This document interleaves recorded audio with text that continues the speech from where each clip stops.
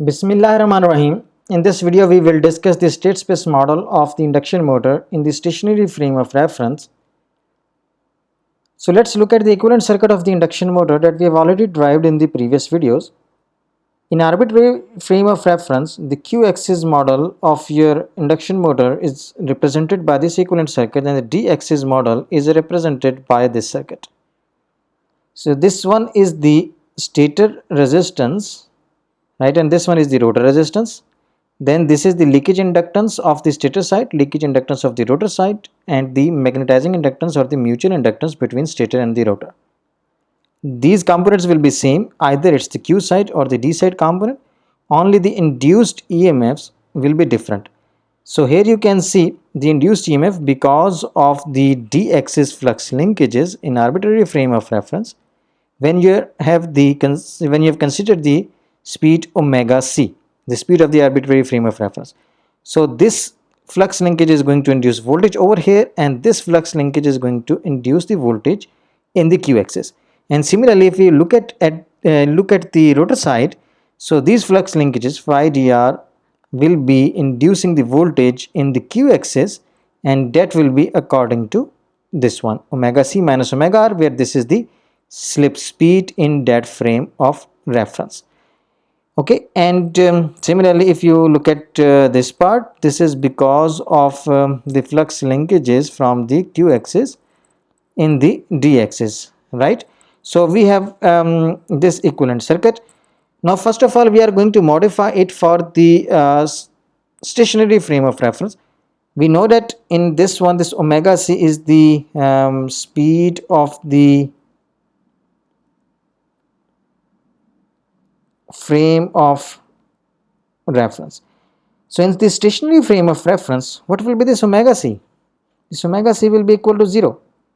We are going to consider a frame of reference, a DQ frame of reference, that is stationary, right? So let's update it for the stationary frame of reference by considering omega c equal to 0 and the squirrel cage induction machine. So when we say it's a squirrel cage induction motor, it means the rotor side is short circuited. So if the rotor side is short circuited, what will be VQR? That will be 0. Similarly, VDR, that will be 0. So the first thing that we can do, that instead of representing it as the voltage source, we are going to short circuit it for the squirrel cage induction motor, right? And considering it for the stationary frame of reference, we are going to consider this omega c 0. So if this omega c is 0, so what about this voltage source? This is going to become 0. Similarly, this is going to become 0. And omega c is 0. So we can write that this voltage source is minus omega r into phi dr. Right? And similarly over here, we can say this is minus omega r into phi qr in arbitrary frame of reference. But it's not no more arbitrary, rather it's a stationary frame of reference, because we are going to consider that omega c is 0. So it's the stationary frame now. And how this circuit will look like now, you can say this is the only voltage source, and you can just rearrange this circuit. You can bring voltage source over here, you can bring this resistance over here, and you can rearrange, and you can represent the equivalent circuit of the induction motor in the stationary frame of reference. So let's do that one. Over here, you can see that I have represented that voltage source omega r phi dr over here, this one. As we have the negative sign over here, so I am going to now make it plus minus, and I will represent it omega r into phi dr. Similarly over here, I will change the polarity, and I will represent it omega r into phi qr, and I will represent it over here, and I will mark these ones zeros. So the equivalent circuit of the squirrel cage induction motor in the stationary frame of reference will be represented like this. Here you can see the voltage source with the polarity plus minus over here, and the omega r into phi dr, and similarly over here the polarity is according to the previous slide, right? And we are going to mark it positive. That's why we are going to take negative over here. This is positive, so negative sign will be marked upward. So we have this equivalent circuit in the stationary frame of the reference, and here you can see that we have eliminated those sources because omega c is equal to 0. So the voltage induction from the this d axis stator to the q axis will be 0, and similarly from the q axis in the d axis of the stator it will be 0, and over the rotor side it will be simplified like this. So this is the equivalent circuit of the squirrel cage induction motor in the stationary frame. And one more thing that you can notice, that instead of using the C in the superscript with all the variables, I have used S, where S is representing the stationary frame of reference. So what is the stationary frame of reference? The one in which the speed of the rotating frame of reference is 0, right? In some cases you can consider it the alpha beta frame of reference that is fixed at the stator and is aligned with ABC. So we can consider it like that we have ABC frame of reference, and this Q and D, those are fixed, they are not rotating. Omega C is equal to 0. So in this frame of reference we have developed the model of the induction motor, or the equivalent circuit of the induction motor, right? Okay, now let's write down the equations for this one. So just consider first of all the q axis, and this is the stator side and this one is the rotor side. So we will write down the stator and the voltage, stator and the rotor voltage equations for the q axis and the d axis, and then we will use the flux linkages to develop the state space model of the induction motor. So first of all, the q axis model equations for the rotor side. First of all, we are going to consider the rotor side, this one. So here you can see we have this voltage source omega r phi d r, and if I write down the loop equation over here, so starting from here, minus omega r phi d r plus iqr into rr plus the this one, the voltage, that is the derivative of the flux linkages, that voltage will appear between these 2 points. So this voltage plus this voltage plus this one, sum of all these voltages in a closed loop should be 0. So writing down the loop equation over here, so you can consider this circuit over here. I am writing down the equation for this one. So this is r into iqr plus the derivative of the flux linkages, because that will give us the voltage. So we have this derivative minus omega r into phi dr, that should be equal to 0. And we know that the q axis flux linkages are equal to LLR into IQR. Starting from here, the current over here is IQR, so the flux linkages over here, and in the LM we have IQS as well as IQR. So LM into IQR plus IQS, those will be the flux linkages across over here at this point. So this will give you the total flux linkages of IQR. And what is this LLR? This can be written as LR minus LM. So taking this equation and then simplifying, so these two terms will be cancelled out, you will be left with this term and this term. So from here I can write an equation for IQR, so that will be this one. Now if I use this equation 4 in equation 1 for this IQR, so equation 1 can be updated and can be written like this. So from equation 1 we can write this equation by taking the value of the IQR, right? And then if we simplify, so we can write down this equation like this, because we are developing the state space model. So we will take this derivative term over here, because we are going to develop the equation in this form, that x dot is equal to ax plus bu, where x is the state variable, right? So over here our state variable will be the stator current and the rotor flux. So with these considerations we are going to develop the state space model. Stator current is our one of the state variable, and the second one is the rotor flux linkages. So we will write down our all of the equations in this form: stator current, that is IDS and the IQS, and the rotor flux linkages, that is phi QR and the phi dr. So these are our 4 state variables. So we will cast all of the equations in this form. So that's why you can see over here phi QR, the rotor flux, the derivative of that in terms of the stator current, rotor flux linkages, q axis and the dr. IDS over here is 0. It is not contributing in the rate of change of the phi qr, right? So from q axis, for q axis we have this equation, equation number 5, that is very important. Now let's write down the d-axis model equation for the rotor side. So just look at this one. From the rotor side we have, I have shown that circuit over here.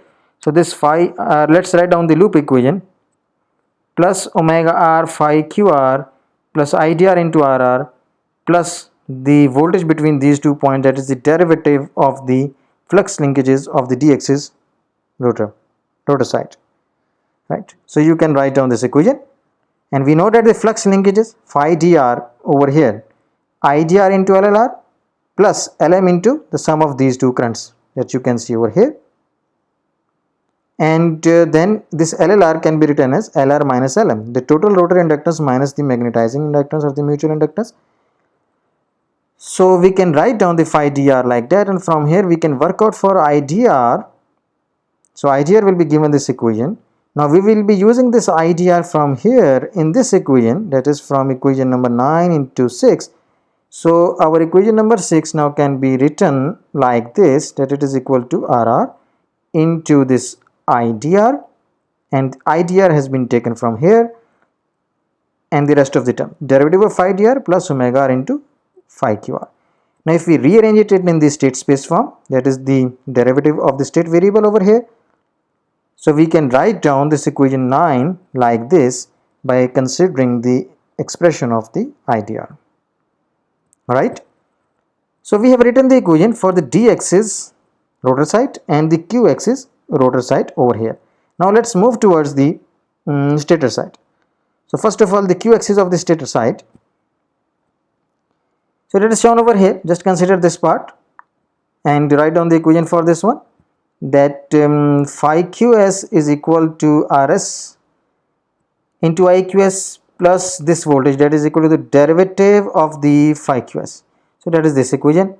Now we know that phi qs, the flux linkages, those are equal to lls into iqs plus lm into iqs into iqr, and then considering that LLS is equal to the leakage inductance of the stator side is equal to LLS total stator resistance minus LM, magnetizing or the mutual inductance. So we have this equation, and rearranging this one we can write it like this. Now what we are going to do over here, we are going to take this value of the IQR from equation 4, because you know that we decided about the state variables, but what are our state variables? The stator current and the rotor flux linkages. So this is the rotor current, so we are going to eliminate it. So how to eliminating it? Let's take the expression of the IQR from the equation 4 that we have seen above. Let's go back and look at over here, this one, IQR.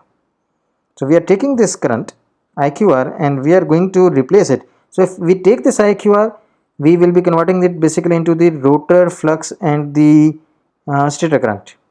Rotor current in terms of the rotor flux linkages and the stator current. So now let's take it over here. So here you can see this will be modified, right? So now in this equation we have only the state variables, desired state variables, and if we rearrange it, so we can write it like this, and further rearranging I can collect the terms with the derivative of the IQS. So we have this ls from here and minus lm square by r from this term. Okay, now let's use the expression of the derivative of the phi qr from the expression 5 that we defined above. If you remember over here, this one, this is one of our state space equation. So we are going to use this phi qr, so we can write it like this. Phi qr is this one, and then going through some mathematical steps we can collect the common terms, and then the equation can be written in terms of the leakage coefficient. We defined in one of our previous videos. What is the leakage coefficient? Leakage coefficient is equal to 1 minus Kr into Ks, where Kr and Ks are the coupling coefficients. Coupling coefficients, right? So Kr is Lm over Lr and the Ks is Lm over Ls. It basically gives us an information how much of the stator total flux and the rotor how much of the total rotor flux and the stator flux is basically linked with each other. So Lm is the magnetizing inductance or the mutual inductance in between, and Lr is the total inductance of the rotor side, and similarly Lm over here and Ls. This is giving us the coupling between stator and the rotor. So total flux is, let's suppose 100%. So out of that, if we subtract this coupled flux or linked flux, so rest of the one will be the leakage flux. So that is basically this term. So this is the leakage coefficient. So we are going to use it over here, and using this we can write down this equation like that, collecting the IQS terms together, right? And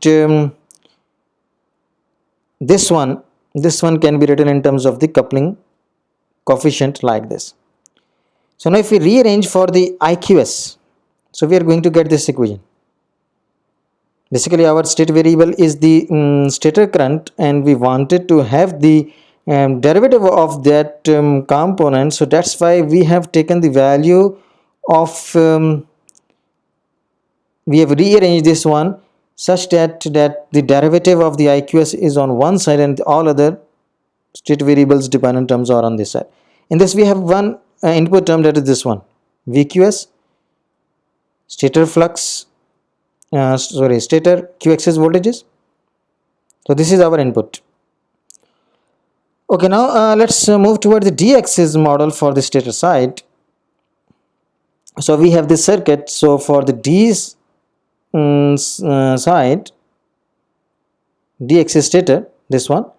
So you can write the equation that IDS into RS plus the derivative of the flux linkages between these 2 points, that is this one. And what are the flux linkages? IDS into LLS, and for this term, for this branch, LM into IDS and IDR, and then LLS is equal to LS minus LM, so you get this equation. And then the next step is to take the expression of IDR from the equation 9 that we defined before, because we want to write it in terms of the stator current. So we are going to eliminate this rotor current. So taking the expression of this one from the equation 9 and updating this equation, so we can write it like this and finally like this. And in this one, what we are going to do, we are going to we have two derivatives. So in state space form, there should be only one derivative, x dot should be equal to ax plus bu.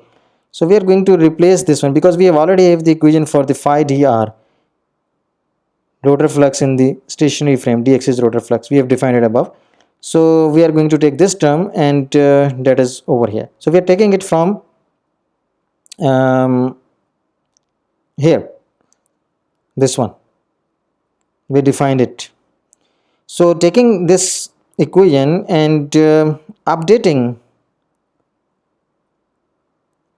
this derivative term, because there are two derivative terms, we want to get rid of that one. So we have taken that one and finally rearranging. Now you have only one derivative, so you can write down the equation for IDS in stationary frame of reference. So let's suppose this is equation 12. So our main equations are these ones. First of all, the IDS derivative equation, then we have this one, IQS derivative equation, and if I go back, this is phi dr derivative equation, and then we have phi qr derivative equation. So using these four equations, we can write down the state space form of the induction motor in the stationary frame of reference, considering the stator current and the rotor flux linkages as our state variables. So that you can see over here, that writing these four equations, we will get this matrix form. Here are the stator current, d axis and the q axis, and the rotor flux, d axis and the q axis, and these are the same ones over here. So these are our state variables. This is the matrix A, this is the matrix B. The inputs are linked with the currents only, IDS and the IQS over here directly. So 1 by Ls into sigma, that is this part. And for D axis and for Q axis is also 1 by Ls into sigma, right? So that you can see over here. So D axis and the Q axis stator voltages are considered as the input, and these are our state variables. State variables are the currents and the rotor flux linkages. In the last video we have only considered the flux linkages, so here I have considered in a different way. You can have the currents as the state variables. So any variable that is the output of the integrator in the control diagram, that can be considered as the state variable. So in this the x is this one, that is the state variable vector, the stator current and the rotor flux linkages. Input matrix is this one, or the vector is this one, VDS and the VQS. This matrix B, input matrix, that is given by this one. So this is basically in this form. So we have developed the state space model of the squirrel cage induction motor in stationary frame of reference, and you can observe all of these state variables or any selected one at the output, whatever you desire. So you can write down this output matrix C if you want to look at the currents only. So only these two will be considered, and if you want to observe all of these ones at the output, so you can select the ones in this matrix, right? So we have developed the state space model of the induction motor in the stationary frame of reference, and over here we have considered state variables, which are the stator current IQS in stationary frame of reference and the IDS in the stationary frame of reference. That is the Q axis and D axis current of the stator, and the Q axis and the D axis flux of the rotor in the stationary frame of reference, right? You can translate the variables, you can correlate the variables, different state variables in the induction motor, because you have the rotor currents, stator flux linkages, rotor flux linkages, and so on. So now let's relate these rotor flux linkages with the stator flux linkages, how we can represent them in terms of the stator flux linkages, because sometimes it is difficult to access the rotor side, specifically the squirrel cage induction motor. In squirrel cage induction motor, the rotor is short-circuited.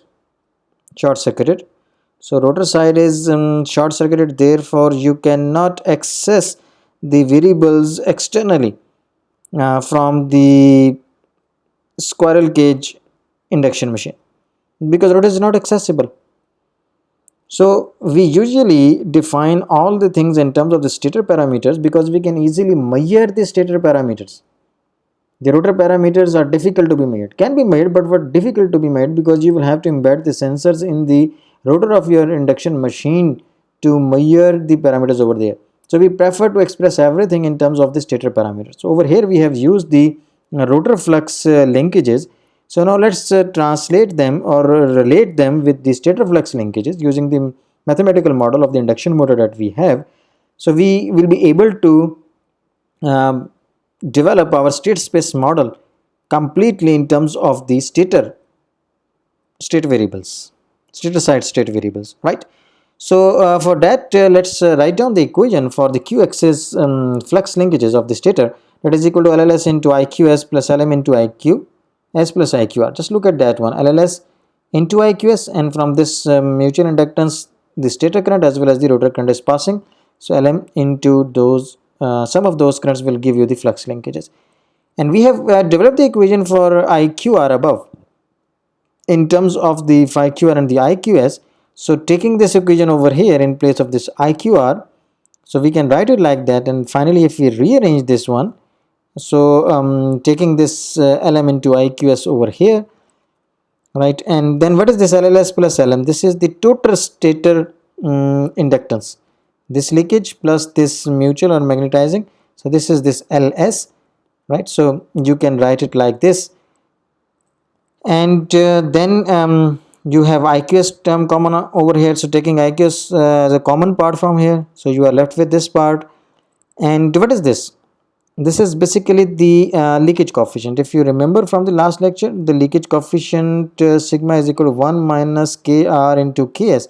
What is kr? Kr is the coupling coefficient of the rotor and ks is the coupling coefficient of the stator. So 1 minus Lm by Lr into Lm by Ls, so that is equal to sigma. So sigma is equal to 1 minus Lm square by Lr into Ls. So that you can see over here, this is the sigma, the leakage coefficient. It is basically giving you the information that how much flux is being lost. So you have the stator current, right? You are basically reflecting the rotor flux into the, in terms of the stator flux. So from here you can see this term is basically based upon the coupling coefficient of the rotor, and how much of the total rotor flux is linked with the stator. And this term is basically defining the leakage part. Leakage coefficient is involved over there, ls into sigma, the leakage part that is linked through IQS with the phi QS, right? So we have linked this phi QR with the phi QS, that is the rotor side quantity, and this is the stator side quantity. And you can rearrange and you can write down the phi QR in terms of phi QS and IQS. So this equation can be used to relate the two side fluxes, the stator flux and the rotor flux. But at the moment we are interested in this one because we are going to convert this or relate this phi QR with phi QS, and we will be using this one as the state variable now.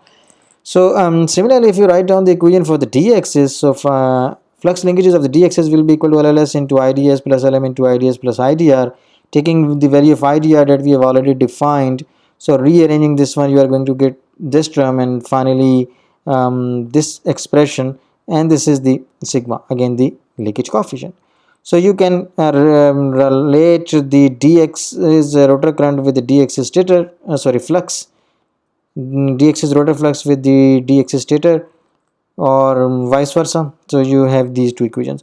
So now if you look at this equation, so from here I can just look at this part. First of all, id phi ds is this one.